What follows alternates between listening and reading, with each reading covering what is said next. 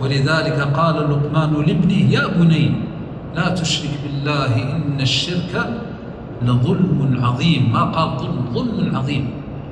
والظلم وضع الشيء في غير موضعه وصرف الحق عن أهله. فالله هو المستحق للعبادة وحده لا شريك له، هو المستحق للعبادة، وتوحيد العبادة هو الذي وقعت فيه الخصومة بين الرسل قومهم، وهو الذي اعتنى به الإمام المجدد. فالله عز وجل ورسوله عليه الصلاة والسلام في النصوص الواردة في الكتاب والسنة كلها تدل على اختصاص الله بهذا الحق.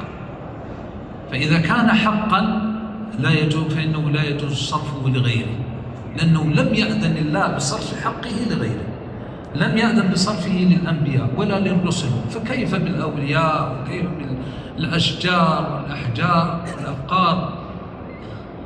ومن هنا جاء الحديث واصفا لهذا الأمر الذي دلت عليه النصوص أنه حق مستحق لله جل جلاله. فقال رضي الله عنه وأرضاه: نعم، كنت رديف النبي صلى الله عليه وسلم.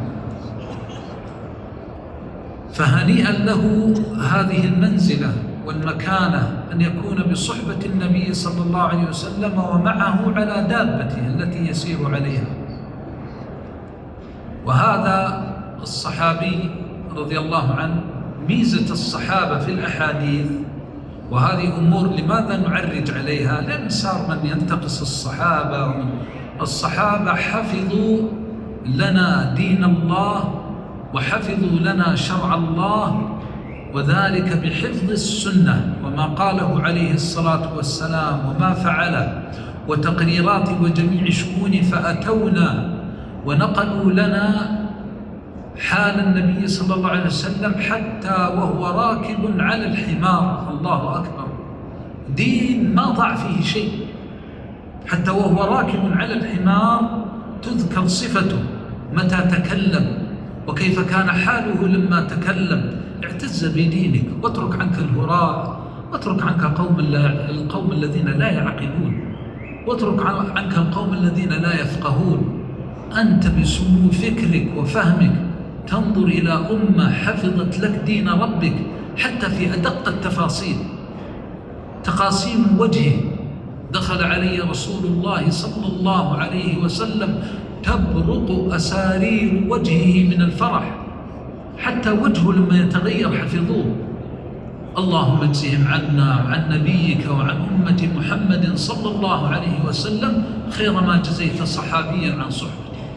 ليس هناك أحد صحب نبيا أفضل من صحابة نبيك صلوات الله وسلامه عليه ورضي الله عنهم أجمعين. تعتز عقيدة، لأنك تعلم أنه متى ما مست حرمة هؤلاء فقد مس الدين، أنهم هم الذين حفظوا لك الدين.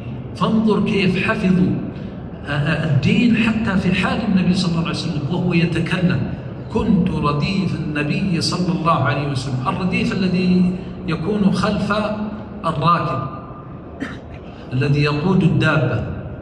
كنت رديف النبي صلى الله عليه وسلم، أردف على الدابة صلوات الله وسلم، يقف على الدابة لوحده ويسير على الدابة لوحده ويسير مردفا غيره. فأردف أسامة بن زيد لما دفع من عرفات إلى مزدلفة، وأردف الفضل بن عباس لما دفع من مزدلفة إلى منى صلوات الله وسلامه عليه.